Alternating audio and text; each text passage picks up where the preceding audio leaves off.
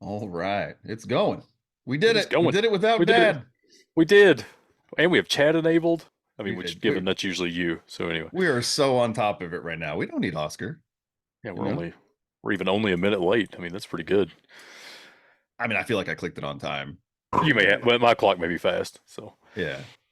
Of course, if Oscar comes back and listens to see how well we did today, we do need you, Oscar. Don't ever leave us again. But yeah, we always need an adult. mhm. Particularly because, and I mean, I guess this is just kind of our chatter as we go, but I think you and I both have been really, really busy this week. So, um, Yeah. yeah, it's been. I told the guys earlier that yesterday felt like yesterday was a week long. So it's been. I've worked 4 weeks already this week. Yeah, yeah. Yeah, I think my comment yesterday was, man, today really has been a week, and it felt mhm, like it. So. sure. Well, how's everybody else doing? Hopefully, you're not having week-long days. Normally, we come in prepared to talk about something, at least as a little bit of a segue here. I don't have anything to talk about. No, I don't really either. I mean, we can always somebody We can always throw out a talk can. about, I feel like we always talk about food in some way. We You do, know what I we mean? do. I do Rob agree. says people I need to stop do. clicking on things. Yeah, Yeah, I would 100%. agree with that. Unless it's something that like I sent, then you should click on it every time. You know? Well, sure. I know that's what I do when Eric sends me things. Yeah. I don't spin up a VM, disconnect the network, and then click on it. No, I don't do that at No, all. never, never. It's actually pretty funny, I think, working in a security company, but also like very in with technical people, right? Like the IR team, the red team, even our consulting team and stuff. Whenever I send an email to people that asks them to go to a website, I always put a note in there like, "This is not phishing. Please contact me however you would like to verify. You have my phone number, likely. Like call me, text me, send me a message on team, whatever you want to do. Call me and text me. I don't care." Like whatever, and just to verify if you need to. And it's funny how many people will like start texting me or doing Yeah. other things, being like, "Did you actually send this?" I'm like, "Yes, I sent it. It's not phishing, Yeah, probably." I mean, I think I've probably done that to you. I would assume at Oh some yeah. point in time. Well, I Yeah. mean, and you're happy to see it, right? Like Yeah, I can absolutely. sit there all day and be like, "I know this looks like phishing in the email, but it's not." But I'm glad that even with me saying that, they still go, "I'm still going to contact him outside of this channel and see." Yeah, sly wink. Yeah, it's not Yeah, phishing. Slywig. Don't worry about It's it. not. Don't worry about it. It's fine. Totally fine. That's what I should do one year is I should do the phishing test for our organization, and I should tell everyone it's not phishing and to confirm with me it's not, and then it actually be a phishing thing. Just Yeah. to be like, we have terrible click rates. Look at it. Look at everybody go. Yeah, to be fair, I was talking to the consultant team last week, and one of the people over there said something to the effect of like, "Yeah, we see the things like he was talking about me, and he's like, we see the things you can do, and you guys scare us or whatever." But I was like, I'm not the scary one. I was like, Eric's the one you need to be scared of. So, I've been tamed. There's a collar around me now, like we're fine. I love the comment from Chris here. I always tell them a secret about them that no one will, or that they wouldn't want to become public so they know it's me. What a great tactic. so I'm sure they love that. funny enough, I have a system like this set up with my family. So we use Signal for text messaging and stuff, right? Yeah. And so, if you get a new phone or whatever, it'll change your security number, and you get a little message that says your security number of this person's changed or whatever. Hmm. So we all have some various things that like only that person would know or whatever. That anytime I get a new phone or something, I'll send that message to like my sister and say, "Hey, it's me. Here's the thing," and boom, and let it go. So little things like that. That's well thought out. I don't have anything like that. I You got to get more wish. paranoid, bro. You're gonna have to come work on the IR team for a little while. Get more Right? paranoid. I'm pretty paranoid, but You are, yeah. I guess I've just kind of given up on my family, I'll be honest, right? Like it's gonna be insecure. We're just Yeah, it's moving on. I'm in incident response mode, not like preparation mode with them. that Um, works. That works. yeah. Training is working, the users are paranoid. Michael Wyatt submits a Q&A. Did Tyler share the Japanese gummies or did he pull an Oscar? He No. hasn't, but also keep in mind that Pinky and I don't live anywhere close to Tyler, so it's gonna have to. Right. If he did save any to share with us, we will be trying them in June. I think it's when we're. Well, I'll be there in March, but Yeah. Yeah, Yeah. so I think June's the next opportunity. So yeah, we'll have to see if he does or not. He did at least acknowledge them, so he didn't try to hide them and squirrel them away. Oh, Which, really? to be He fair, didn't tell me anything about them. So maybe he's oh trying to okay, hide them from me. Yeah. yeah, it could be. I was gonna say Oscar at least. I mean, Oscar did tell us about them, but then basically was like, "I'm telling you about these, and they're Yeah. delicious." He As he's ate eating them them. on camera in front of us, telling us Yeah, about them. And then when it was finally time for us to meet up, he was like, "Oh no, I don't have any more of this left." yeah, that So, guy. right. Yeah. All right. We should probably get started, unless you guys Yeah. just all want to BS a little bit more. Yeah. So things to talk about. There's like things that happened. We don't have any particular order to talk about this. You want to start with AnyDesk? Yeah, let's talk about AnyDesk. All right. Um, so I think a lot of people are aware that AnyDesk at least had some issues recently. They suffered an attack of some sorts. The details are really sparse on this. They do note that it was not related to ransomware, which you can read into pretty quickly to say no, this was about something else in either data exfiltration or my hunch would be access to clients, right? Because AnyDesk, for anybody who doesn't know what AnyDesk is, right? It's a remote management platform. We've seen a lot of attacks and things like that that use these legitimate remote access platforms. AnyDesk is certainly one that we see. Eric and I were talking before this. I think I would have to go pull data on this to be certain, but I don't remember a ransomware attack we've worked in the last year that didn't have AnyDesk involved. Um, and that's not to say that AnyDesk is a bad product, at least not with that specific statement. I'm not saying that. Be very clear with my language there. But it's just the fact that attackers got a hold of it and started using it. But just like we talked about a while back with Screen Connect and some other pieces of software, these are legit softwares. They don't raise a lot of alarms. EDR tools don't generally say, "Hey, that's a piece of malware," whereas something like Cobalt Strike or something like that may get caught. So we've seen it a lot, but this one's even a step behind that in that AnyDesk themselves, they were compromised. Um, they say that there's no evidence that end user systems have been affected. I would add yet to the end of that because that is what my concern is with Well, this. and we see that so much, right? Like Hmm. I'm so every time now I see a statement issued by a company that was breached that starts with no evidence was found, I always just go, yeah, right. Like that's your way of saying, well, we didn't see a reason to. I mean, we it probably happened, or maybe it happened, or whatever. But like, we don't have it. We're not in possession of any kind of evidence that says it has happened. So we're going to issue this very specific statement, which is fair. I mean, like I could say that and judge that, but at the same time, how could anyone ever say no end user systems are affected? Like you can't clearly say that, so Right. you just go with what you got. But it's also it's the statement everyone who was breached uses for everything. We have no evidence that user data was gathered, no evidence that this is going to affect any of our vendors or our clients or yada yada, right? And then we find out a month later whether or not it actually did. Right, exactly. And the only I'm with you that it is a fair statement because working an hour, it is difficult oftentimes to prove whether or not something like that happened. That could be as simple as we just don't have the logging to tell that. And more times than not, that's the case, right? Now, is that an excuse to not have logging? Am I giving you legal advice to turn off all your logging? I'm absolutely not doing We are that. not lawyers. We are not We're lawyers. we're not lawyers. And from like purely security guy standpoints and in the realm of we want to help people, right? We want more logging so we can find these Yeah. things out and then give them a clear indication of yes, you did lose user data or whatever. And here are the 500 customers that were impacted, or whatever the case may be. So you can notify those and help those people out. Yeah. I I do on the IR side, is real quick. I'm sorry. It just it's a frustrating thing on the IR side where we have very circumstantial evidence, but it's very um, leans heavily toward the direction of this thing happened, but it doesn't meet a legal standard. So mhm. then we have to put in a report.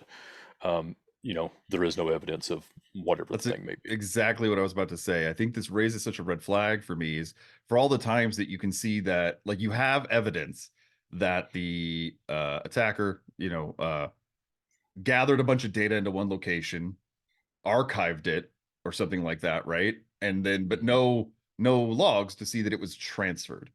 But Yep. why would they have done that if they weren't transferring it, right? But because you have no logs to say that it was transferred, the statement is there was no evidence that any of this data was exfiltrated, right, or anything like that. And it's like, okay, that's not true though. There is evidence. It was literally gathered into a spot, archived up for sake, like for easy transfer, right? You just don't Mhm. have a log that it was transferred, and so that's why it raises red flags to me is how many times you hear about that happening, in general.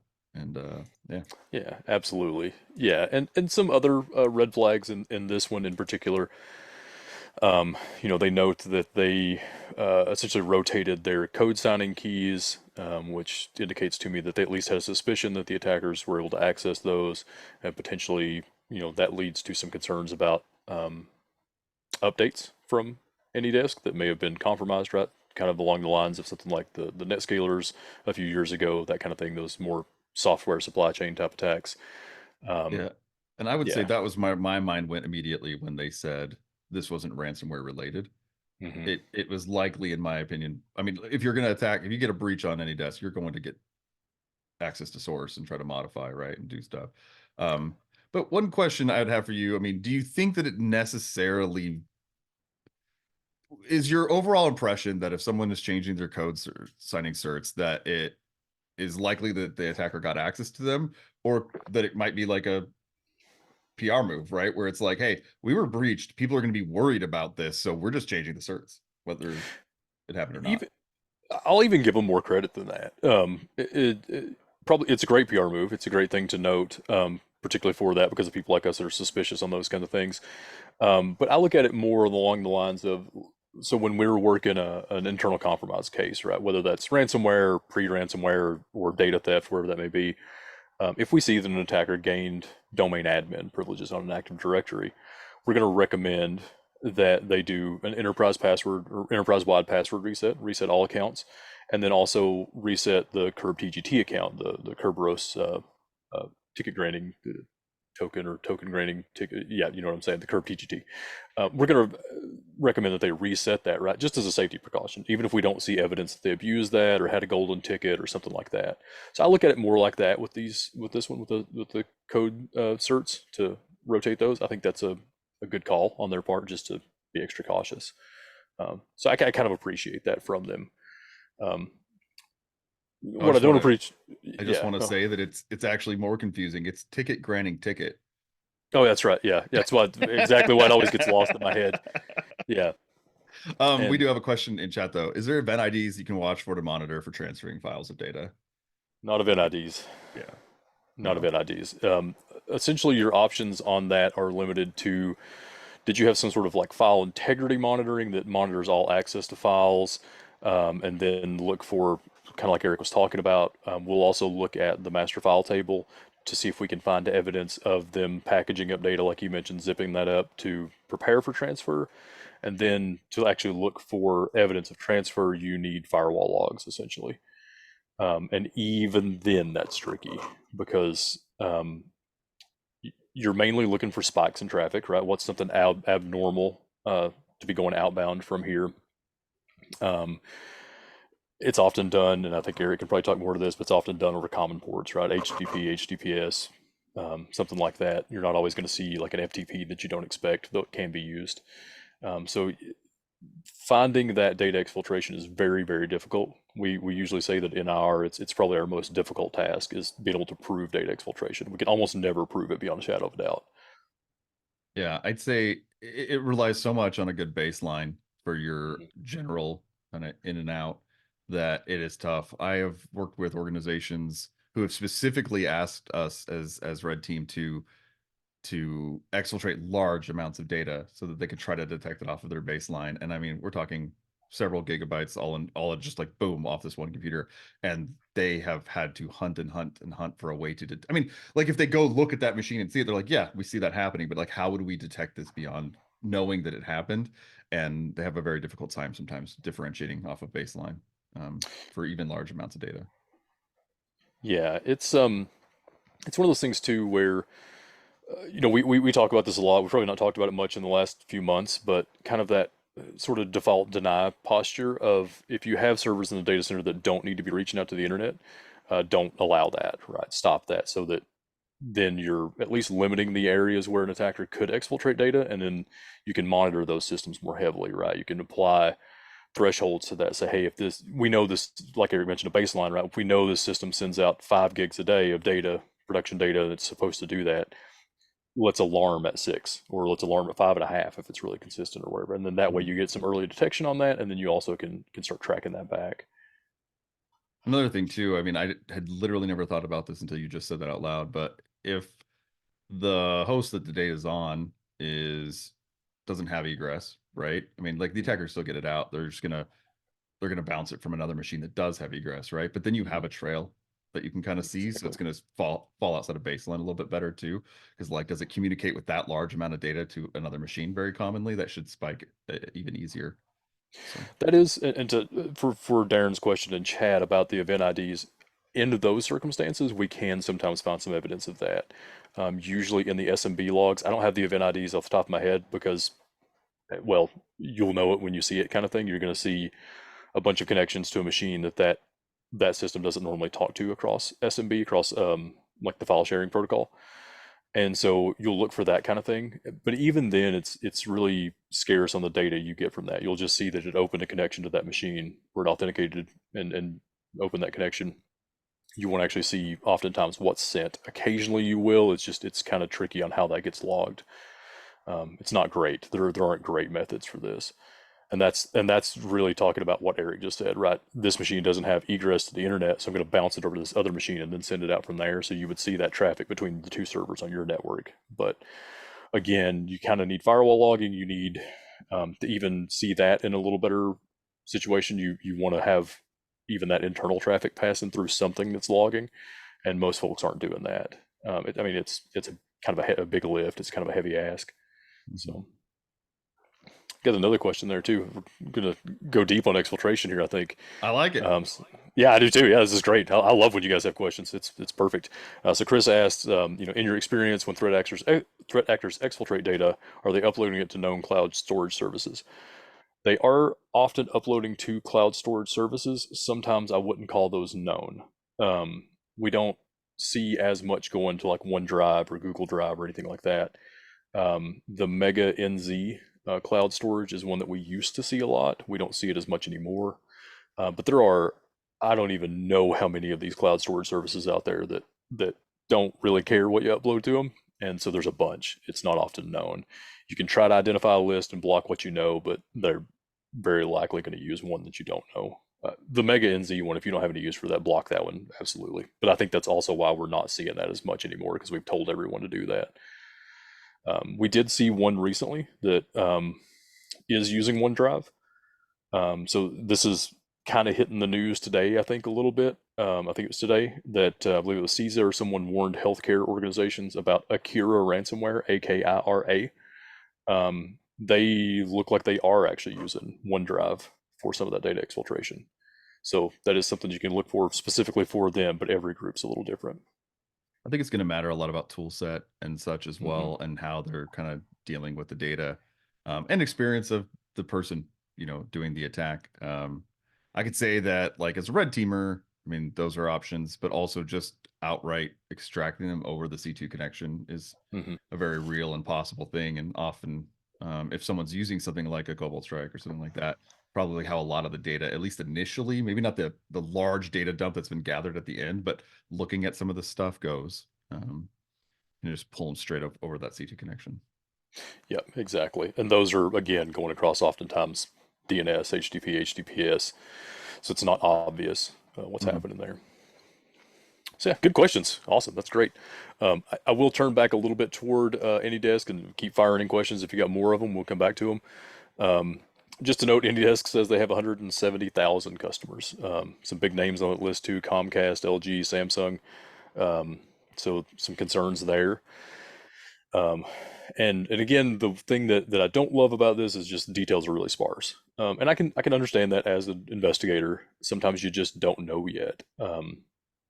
So it's going to be tough for them to say a whole lot now. So we're really going to have to keep an eye on this one, see if they find that update packages were accessed or modified by the attackers, things like that. Were they able to leverage that connection over to another organization? Now we have to worry about their software, different things like that. But yeah, a lot going on there. Like I said, not telling anybody to not use AnyDesk. They're at least saying that it's safe to use. I would just say be careful with it right now until we have more information on this. And if you don't use AnyDesk and you see it in your environment through a software scan or something, then that's a big fire alarm going off. Just keep that in mind. Absolutely. What do you think about like some of the, I guess they said they revoked all security related certificates, obviously code signing certificates. They remediated and replaced systems where necessary, which is obviously part of any incident response, and then invalidated all passwords to the AnyDesk customer web portal. I mean, do you feel like that's enough? Do you feel like it's good that they talked about it? Do you think there's more that you'd like to hear from them about that subject? I mean, yeah. Would like to hear more just for the sake of, like I said, kind of the things we're talking about software. And I mean, it's a software company. They send out updates, things like that. I want to hear more about that. But I think those steps are really good. I'm really pleased that they did do those things. Um, I'm also still trying to figure out, did they do those things because there was a reason? All right. Did they, because if they're resetting user side portal, accounts or whatever, or not user side, but port accounts to their portal from the Mhm. users, do they have evidence that those were accessed? Because if so, that changes that statement a little bit about, no evidence that end user systems have been affected, or at least it could change that a little bit, make me a little more scared about that statement. Or are they just doing it at a good measure? I hope they're doing it at a good measure, and I appreciate that. Like you mentioned, some of those things are standard in incident response, right? Replace, or generally you're going to want to replace systems, but at least they're taking that seriously. So Mhm. yeah, I'm pretty pleased with what they've shared with us anyway. Would like to hear a lot more about what's going on. Don't know that we will, but would like to hear more. Yeah, I imagine. I don't know. It's always limited, right? And for good reason. Legal Yeah, implications, stuff like that. Lawyers are going to be like, Don't say more than you need to." And I wouldn't be surprised if we didn't hear too much more. yeah. As much as we talked about that earlier, with hey, when we're working these things, we have these situations where these reports have to come out and say there's no evidence of that and whatever, and we're sitting here screaming, yeah, there's we see packaging of data or whatever. I think we understand pretty well that you're still a business, you got to make money, and some of these things can end your business. And if there's not hard evidence of that being the case, then you got to weigh that a little bit, right? Is the risk greater to your clients, or is the risk greater to your company going away, and different things like that? So business decisions that I'm glad I don't have to make.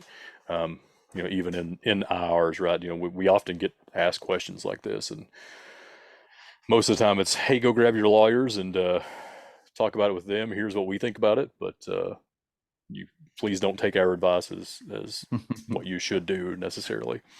We are not lawyers. Yeah, we're not lawyers, but All yeah, I right. Well, I think we probably hit on AnyDesk a decent amount there. think we have that. Appreciate all the questions around stuff. Keep them up. Mhm. That way we can get to less topics. No, just playing. Um, I mean, to be fair, I think both of us would be fine with a topic or two and just talk about that. yeah. So as long as we're getting questions, I'm totally fine with that. Yeah. Ivanti VPN, SSRF flaw. Mhm. We've covered SSRF flaws a decent amount on Hackle Box, but a quick overview. Server-side request forgery. Generally basically means you get the appliance, device, application, whatever you want to call it, to reach out to another, like make a request to another service of some kind. That can mean a lot of things. It can be very, very generic, just like, hey, it does this thing. I mean, look at an example of um, putting a URL in Teams or in any other chat client you use, Slack or something like that, and watch it pop up a thing where it gives you a brief description of the link, right? I mean, that's all going to be, that's an SSRF in many ways. You're having it go and reach out and make a request to another thing. They don't necessarily, not necessarily a bad thing as long as they're protected and they're not doing something poor. In this case, in some cases, they can be used to reach out to another service that doesn't require authentication in the back end, pull data, things like that. And that seems to be the case for this one, based on my understanding of it. It's a 8.2 CVSS score, CVE, that came out 2024 21893, and allows attackers to bypass and gain access to data with unauthenticated access, by taking advantage of a flaw in the SAML component. I'm not exactly sure, but yeah. Um, yeah. what have you seen about that? Have you seen any? I'm assuming. Do we have any cases that we've worked around this yet, or probably not? I mean, yeah. Well, maybe. Uh, I kind of mentioned too prior to the call, talking with Eric. There are a couple of new Ivanti Yeah. vulnerabilities that came about that we just don't have on here, and we didn't have time to prepare for. And I apologize for that, but it's been tough. They've had a lot in the last few weeks here. We do have, or we do have some experience with these. I'm being careful because I don't, want to give Yep. away too much. But I don't know that it's specifically these CVEs because they have had, like I said, they have had several recently. Hmm. Based on what these can do, it is possible. I'm not working the case myself, so I'm going off of what my team is working on. Hmm. One thing that I note in this is that honestly, these CVSS scores are a little bit low, just based on what I've kind of seen in the stuff we were working, um, because it at least allows the ability to sort of implant things. And in particular, I know of one attack where they were able to alter some of the built-in scripting on a device, and then from there implant essentially a backdoor to allow persistence and a way back in. So Hmm. myself, I'd like to see these scores a little bit higher, knowing that that's a possibility with that. Um, and these do note that there is unauthenticated remote code execution, so that's probably where that comes from there. Um, so yeah, it's a little tough. The thing that I will say we've not seen yet is sort of further exploitation on these. That's not to say you shouldn't get on top of it, and if they've been exploited, handle that. If you have these devices, regardless of if you patched yet or not, threat hunt, check everything out, make sure everything is what it says it is. Um, I would assume that you can work with Ivanti support to do things like check file hashes of built-in components to make sure they haven't been altered beyond the version that they gave you initially. So if you have these devices, I would definitely be reaching out to their support to talk to them and see if they have any kind of help there. I haven't seen a big giant IOC list for this or anything like that yet. Um, but just kind of knowing that that's a possibility, it worries me a little bit. I think what we're seeing here now is that kind of land grab mentality we talk about with a lot of these really wide vulnerabilities. Drop in, leave a back door, come back later to do something else. So now is really the time to get ahead of these. Yeah. Well, and POC was released for this, and that did see some increased exploitation. It was a chained POC taking advantage of a prior vulnerability that had released, as far as I know. Um, Also, the one thing that I thought was interesting about this one was that the flaw that was taken advantage of was in a library, an XML tooling library that was uh, released and fixed in June by the library itself. So it was just because the Ivanti VPN was using outdated libraries, outdated dependencies. This is a thing I think I've talked about a ton with developers and things like that. It's very common that when we're testing some kind of application, some kind of prepackaged appliance or anything like that, that they're using outdated uh, libraries, dependencies, and then we call it out and they're like, well, I can't patch those. And the device is Hmm. up to date. So what do you want me to do about it? That's a false positive or something like that, right? It's like, no, not necessarily. It just means maybe you need to choose a different vendor, or maybe you need to get on them and ask them to please update these things because we're detecting this stuff. Um, and I know there was a security researcher who did more investigation into the Avanti's devices and found several outdated components that were still in use as well. I mean, I don't know how you feel about that. Any thoughts on it?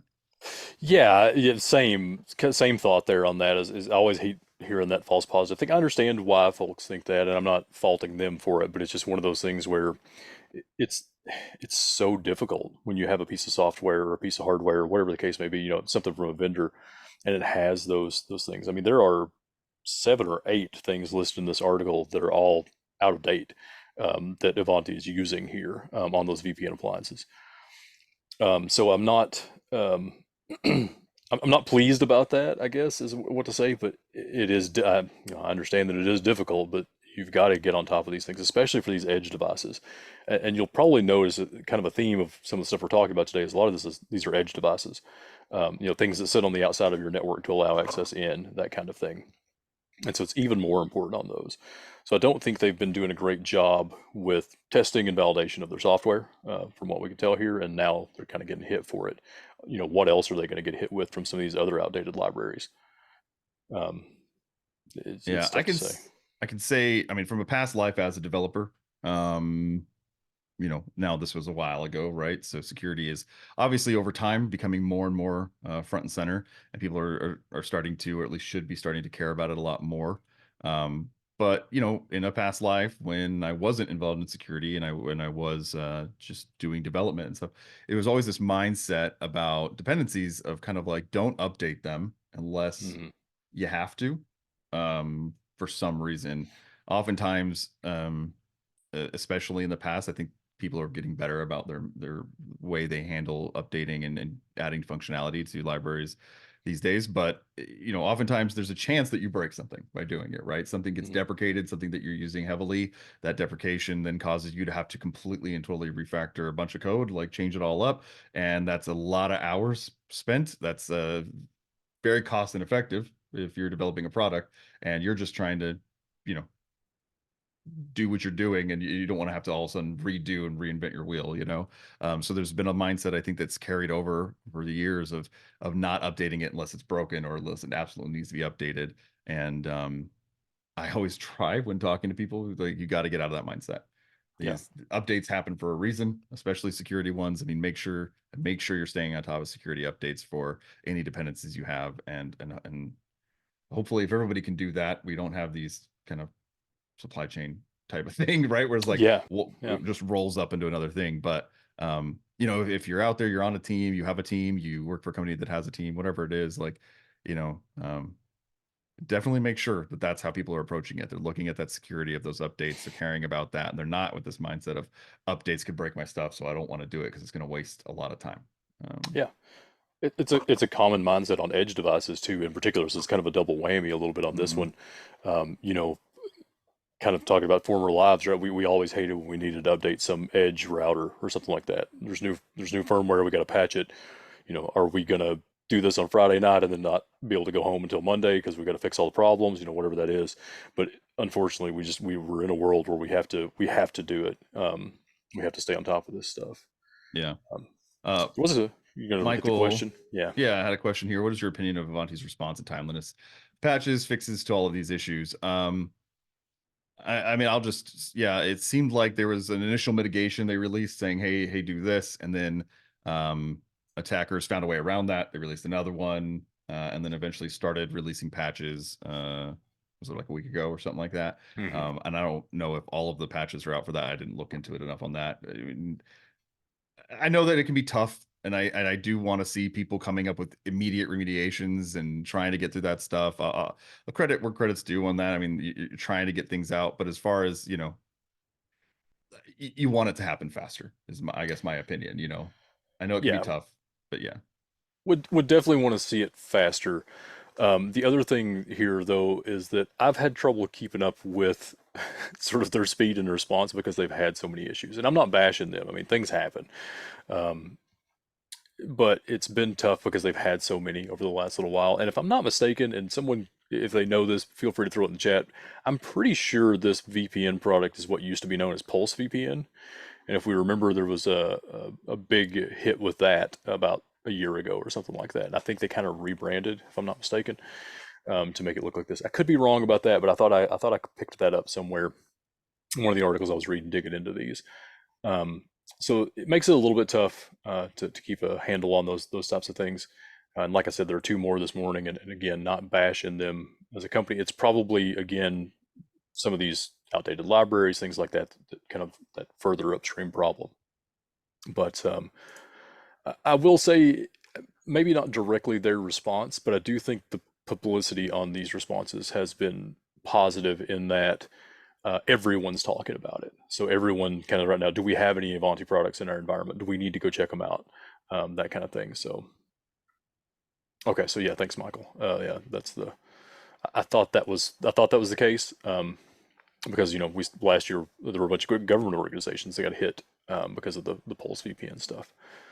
So, but yeah, Otherwise, I think given the amount of things they're dealing with right now, I think they're doing okay with this. Again, would love to see it faster. Would love to see things a little better and whatnot. And hey, test your code beforehand. Yeah, I But mean, yeah, some of it it's goes tough. to what I was speaking. I mean, like, here's the thing. If I know that it's a flaw in a library that was updated back in June, I mean, that should be a quick patch, right? Like off the Hmm. top of your head, you just go, look, the patch already exists for the tool you're using, like update it and release it, right? But as I was saying, sometimes things do cause deprecation related issues or something like that. It causes you to have to refactor some of your code, figure out how that's all going to play, at least do some testing and stuff. So I do expect a little bit of a delay, but if this was a case where there was a major change to how their solution handled certain things because of this tooling, um, maybe that delays a little longer. But I Yeah, expect people to be kind of really putting in the hours to get that fixed and ready to go. So I do think it should have been faster. yeah, Um, yeah, and yeah, kind of what Michael's saying there. Yeah, it is mhm. troublesome, right? The first mitigation was released, and then you're looking at 3, 4, 5 weeks later, then you get the patch. Yep. Yeah, those always scare me. Um, and and we've seen a lot of that over the last little while. Things are, hey, here's a mitigation, and people are like, well, we put the mitigations in place, we're good, but then attackers find a way around that mitigation. I know we Yep. always reference this, but like Print Nightmare Infinity with Microsoft, as well as the proxy shell, proxy logon, proxy not Proxy log not on. log on. Yeah. Yeah, all of those were a very similar process. It's like, hey, here's a mitigation, and then a week later, hey, here's a patch, or a month later, whatever it is, and then you find out that the patch and the mitigation both failed, and so you're just constantly hunting this. Yeah. So that is concerning. I Some guess what I numbers of, was oh yeah, go Oh, ahead. I was going to say what I was getting at was like you want to see someone immediately, or I mean, yeah, immediately release mitigations and try to address those mitigations while they're handling the patch. But I want to see that happen faster at the end of the day. Like a mitigation shouldn't mean that we can take our time with the patch. It should just be like this is an immediate thing because the patch isn't done, but we need to be working, working, working to get that patch. Yeah. I had a little bit of a conversation about this yesterday along the lines of like 0 days and things like that. And one thing I'd be curious to see, and I don't think this is anything we can really gather data on at the moment. We might be able to figure out a way to do it, but there are things like Google's Project Zero, things like that. They're searching for 0 days and commonly known products and heavily used products and things like that. So I have to wonder sometimes if some of these are, because certainly Avanti Pulse, whatever you want to call it, is heavily used. It's going to be one they're going to look at. So sometimes I wonder if they're finding out about these things and then just kind of brushing it under the rug for a little while. And that's why they have mitigation, but they don't really patch, and there's different things like that. So I'd love to see some data on time from Google's notification or whoever. Right? There's a few of these people that do this to like actual patch or mitigation being released, Mhm. because then you'd get a real good handle on like hey, is this company handling things properly, or are they getting things out as timely as possible? Different things like that. Yeah, I think that'd be useful data. Yeah. But yeah, I was just going to hit some numbers on this too. So like, for example, Palo Alto's Unit 42 said that there were 28,474 exposed instances of Avanti Connect Secure and Policy Secure, and that's across 145 countries. Between looks like January 26th and 30th, I guess that's when they did their check. They noted that there were 610 compromised instances in 44 countries as of January 23rd. And so this stuff's become bigger news even since then. So hopefully folks are patched and things like that, but I'd be curious to see if those numbers go up as well. I almost guarantee they have.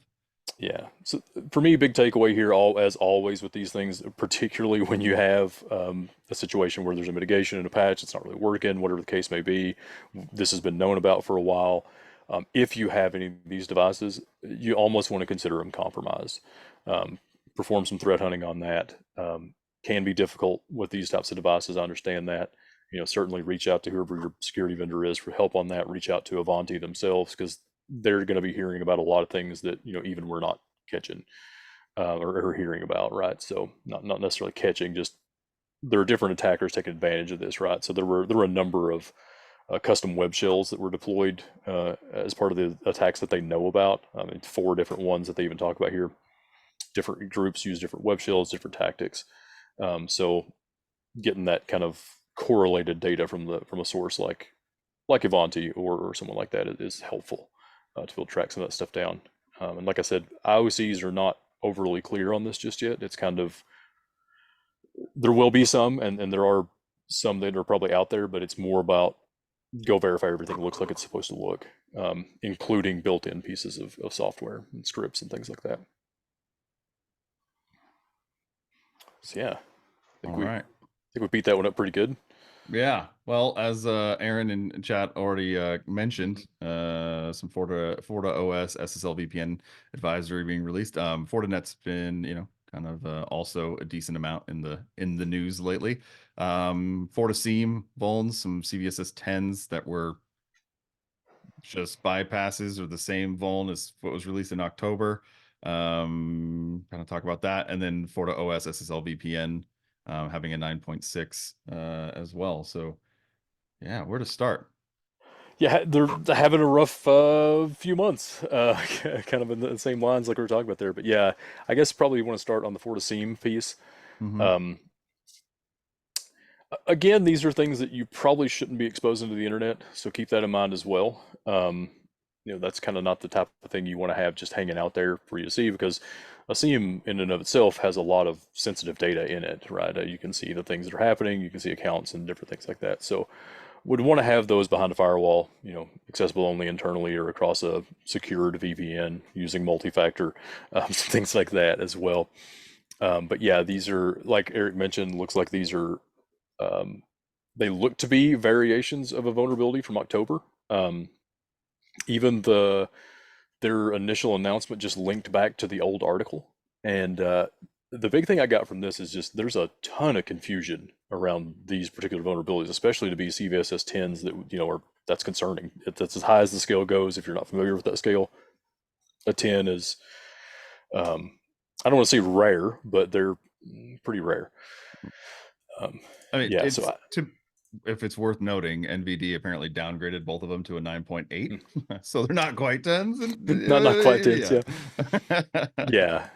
Yeah, I was trying to dig into these a little bit, and I don't know if you were able to find more information on them, but I mean, kind of like you mentioned, it's unauthorized commands from an unauthenticated attacker. If you take nothing else away from it, that's bad, right? So you shouldn't be able to run commands if you're unauthorized. Yeah, I mean, data from them was kind of limited, like you mentioned, originally the new CVEs just linked to the old kind of write or message, which is multiple improper neutralization of special elements used in OS command vulnerability in FortiSIEM supervisor may allow a remote unauthenticated attacker to execute unauthorized commands via crafted API requests. So yeah, it sounds like some kind of command injection or through the API or just a bypass. I'm not exactly sure. I didn't dig into it too much. The Yeah. reality is though, and this is interesting too, is that like you said, it's confused. They released these, they linked back to this. People asked about it and was like, are these just duplicates then? Like what's going on? Is just newer version has the same vulns or what? Then they came back kind of saying, yeah, that was a mistake. And then the researcher or the research firm or whoever, reached out or like posted publicly, like, hey, here's this is what we submitted. This is what their response was. And then they're like, oh, wait, yeah, these are new. Actually, they're just new bypasses to the remediations put in place from the original October thing. So the whole thing's kind of a mess Mhm. as far as their at least public communication around these things. Yep. Yeah. Yeah, and I took it just from what we could gather from it, right? It just sounds like an unsecured API. It's an API that's allowed to do a lot more than it should be able to, and that's, I think that's not overly uncommon. APIs are um, they're interesting. They're great and for a lot of things, but I think there's a lot of um, uh, not always a ton of time put into how to secure those, and you should, because it's a very nice target. Well, yeah, I mean, I think that, obviously the more and more we get into the style of web applications that people are creating these days, the more and more we rely on APIs. I mean, almost everything is using an API unless it's a Hmm. marketing site or something, right? And even then, it's probably calling out to some other API. In and of itself, there's nothing different about that. It's an endpoint delivering data, and it needs to be checking for, authorization, authentication, all that stuff. But I think what we see is a decent amount of web developers who take for granted that people shouldn't be accessing these things unless they're in the right place to do it in the first place. It can get messy, I think. I mean, there's a lot to think about when we're looking at proper authorization to be doing certain types of requests. You have to do it at an account level, at a general like action level, or you want whatever you want to call it, and then also like at field levels. And sometimes things are getting missed, right? Mhm. Um, and so you kind of get to this mindset of like, well, if they're calling the post to this, it's because they also have already done this and this, so they're already authorized, authenticated, and all that. Right.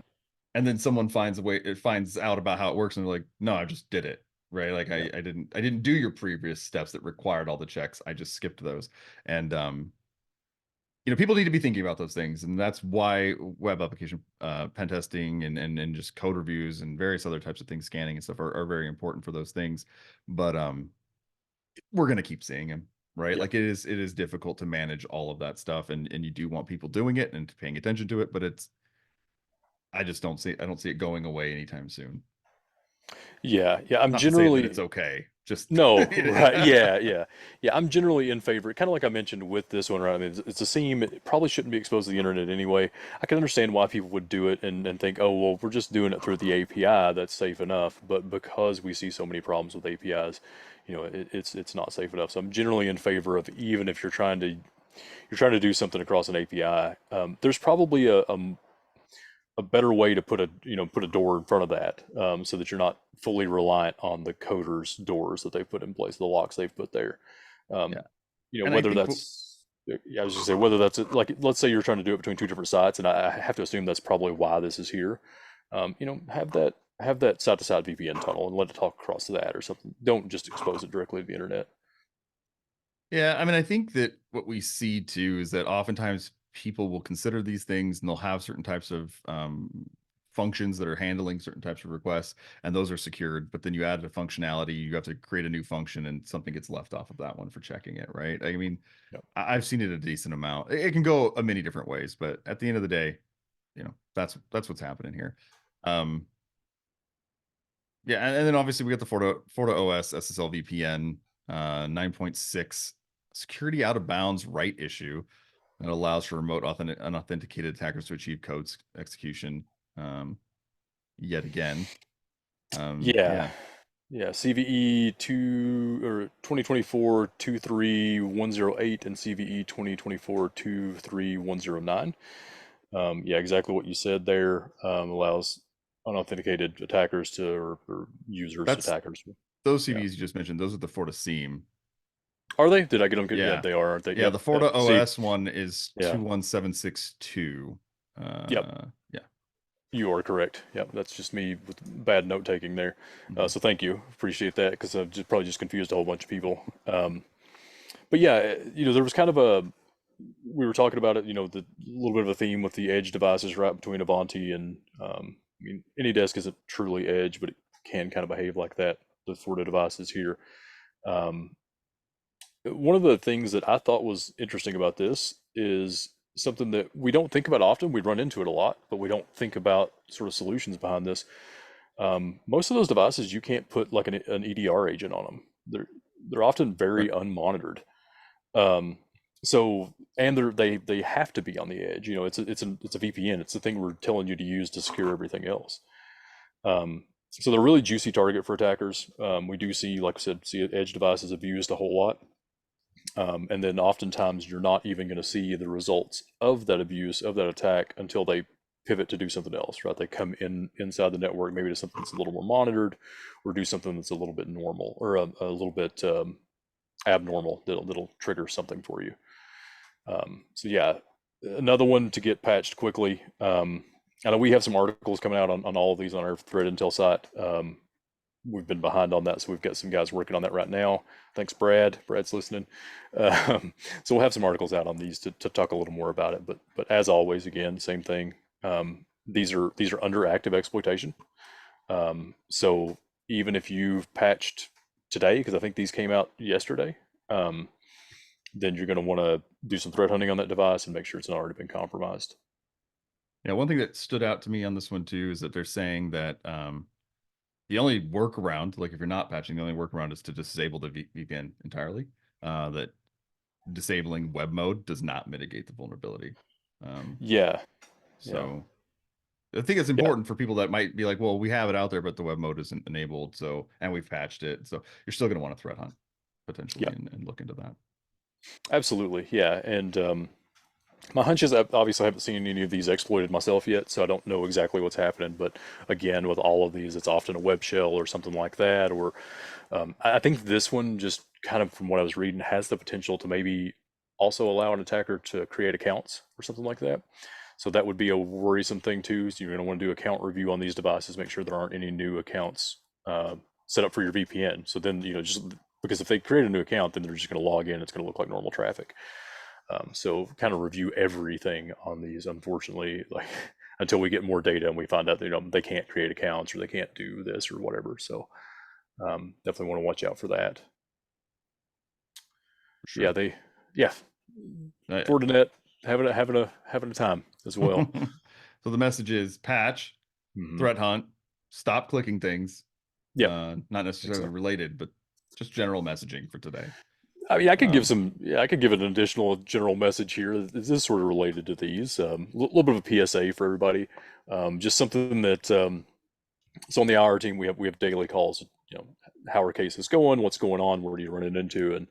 And oftentimes things fall out of that where I'm hearing the same story day after day on something that's going on with different cases, right? A multitude of cases that are unrelated and have a similar issue. And one that was brought up today was around firewall logging. And so I know even on here on the Hackle Box and then just general security, we've been telling everybody for years, turn on all logging on your firewall, just everything, as opposed to, I can't remember who dropped it in the chat earlier. It said, I think it was Brad actually said, if it's not logged, it didn't happen. Brad was joking. Brad doesn't think that, but we've been telling about turn on full logging, right? Yeah, he threw the sorry out there. Um, turn on logging for everything, right? Inbound, outbound. We don't want to just see the block connections. To be fair, as an instant responder, I don't care about the blocked things for the most part. I want to know what got through. I want to know what was successful. So make sure you're logging all that stuff. We've been talking about that for years. And the thing we didn't talk about is the fact that that uses a ton of storage. And so your firewalls and your edge devices are likely only getting, anywhere from 5 minutes to at absolute most, we usually see is about 2 days worth of logging in there. So that becomes a real problem when you don't find out that you have something going on in your network until a week later. So, to add a little bit of an amendment to our statement about that, also make sure you're offloading those firewall logs somewhere. And firewall logs are critical in an incident response. We talked earlier a lot about exfiltration and need to be able to see that. If you don't have proper logging and you don't have proper logging storage, then we're not going to be able to see that kind of stuff. We're not going to know if that data left. Um, and for people like healthcare organizations, even if there's a hint that there might have been data exfiltration, you kind of have to report it. And sometimes that report says everything on our systems was potentially stolen, and then you have to provide credit monitoring and all that kind of stuff and pay fines and everything. So help us out and help yourself out. Get that logging turned on and get it offloaded somewhere. I was telling but the guys, I was like, we need to start pushing this message, even if we're saying, hey, go buy an external USB drive from Walmart or something, and just start shoving those things on there so we have access to them somehow, but find a way. but Pink, firewall logs are big, and so I'll turn them on, but I'm only going to retain one, but 24 hours. That's fine, right? 24 hours and blocked only data. Yeah, it's tough. Like, and I mean, I get it. You're not wrong. I mean, it is a lot of it is a lot of data, because you think if you're truly logging, I mean, think about how much network traffic you have on your network in a day. Massive. You know, It's the number one complaint from people about why they're not doing it, right? It's like, yeah, yeah. yeah, exactly. You got to pay for that storage, that kind of thing. Rob, Rob says post them all to Reddit and let them store it. I mean, it wouldn't be the route that I would choose. Yeah. So I post them all to my Instagram. yeah, you just take pictures of them right along with your supper. Yeah. I just have a picture of a lock, and then it's actually just comments to that one Nice. of all my logs. Yeah. Gotcha. Okay. Mhm. Gotcha. Yeah. Perfect. The lock keeps people out, right? Is that what you're getting at? No, that's my security. I'm keeping my logs for Oh. security. Okay. Yeah. Gotcha. Yeah. Gotcha. Gotcha. Okay. Everybody knows that a lock represents security or a shield. Yeah, that's true. That is true. I Yeah. mean, it's right in our logo. It's Uh, right in our logo. Yeah. but If you yeah, don't have a lock or a shield, or preferably a shield with a lock on it, you're not a security. It's true. organization. You're not doing it right. Mhm. But yeah, get those things logged and get those logs stored. Find a way. Keep. We're gonna work on working up some. We're gonna work on working, but we're gonna we're gonna try to put together some kind of best practices around that. But it's a lot of it's industry specific. What are you required to keep and things like that as well. But for me, I would want no less than a month. Like a month would be the absolute bare minimum that I would want to keep of those. Um, I would want to go a lot further than that, honestly. But if you sometimes you have to take baby steps, right? Start storing a month, and then let's work up from there. I love 13 months, Melissa. Thank you. That would be wonderful. But yeah, everybody has different requirements, and some folks can and can't do that for different reasons. And then the other PSA along the same lines: if you have an external facing device, an edge device, a VPN device, something, please turn on multi-factor. Um, it's not a silver bullet, but please turn it on. I know we say this a lot, but just just please. Um, I'm always surprised when we find devices that aren't using multi-factor. Um, so I think as security people and security-minded people that are on these calls, like you probably already know that. But pass it around. Let's tell everybody. Let's MFA all the things. Michael asks, do you think these vulns, Ivanti, FortiOS, etc., point to a systemic issue with appropriate testing by these large companies? I will start by just saying that I think that's easy to say. It's hard to know, right? Like, I think that obviously you could say, well, if it was tested more, then this vuln would have been found, right? I think that's always the case. Michael, I know you specifically like you're very familiar with a lot of this stuff, and you know that the best testing still could miss things and probably does miss things, right? Like, and so I don't know. I don't know. Like, is that what it means? Does it mean they're not testing enough, or does it mean that inherently we're going to miss things in testing regardless? Does it mean that we need to change overall as a industry on how we test and what we do? I think it's a really good conversation I would love to have with you sometime. But Yeah, it's a deep yeah. one. It's a It deep is a one. deep one, and yeah, kind of beyond that too. Like just because my brain tends to not stop churning on these things, right? When I see a lot of these really popular products kind of all having issues at once, I start to wonder: is there something else going on? Are they all storing things on GitHub and the GitHub got breached? I mean, you can go really deep down that rabbit hole to try to think about things like that. But I too start to get a little bit paranoid about this, and because it feels like we've got a little bit of a tidal wave at the moment. Like uh, we've got a lot of big companies with a lot of big vulnerabilities. I mean, Cisco just had some issues we didn't even cover on here today. You've got Ivanti and Fortinet and just various others, and either there's a really big push from the attacker side and something shifted over there, um, or maybe it's just coincidence, right? I mean, it's hard to put these things together. But yeah, my brain starts churning on it too, Michael, trying to figure out what's going on. Mostly so I Well, know whether or not I'm gonna have to, you know, work 24 hours a day and whatnot. So, but yeah, all right. Well, I think that's it. I think we're just at time too, so that worked out great. Started a yeah, minute late, and we're going to end a minute early. Uh, perfect. Thanks everybody for the questions and stuff, the Yeah, chat. Dude, I feel like you guys always come out with the chat stuff and give Pinky and I stuff to talk about when Dad's away. So I, it's for really one, helpful. really, really appreciate it. I'd much rather just sit here and chat than talk about, a list of bullet points I've got written down right here. So you guys are the best, and Yeah, have a good weekend thanks everybody. and a good next month, I guess. We'll see you next month. Yeah, yeah, yeah. Bye Bye. everybody.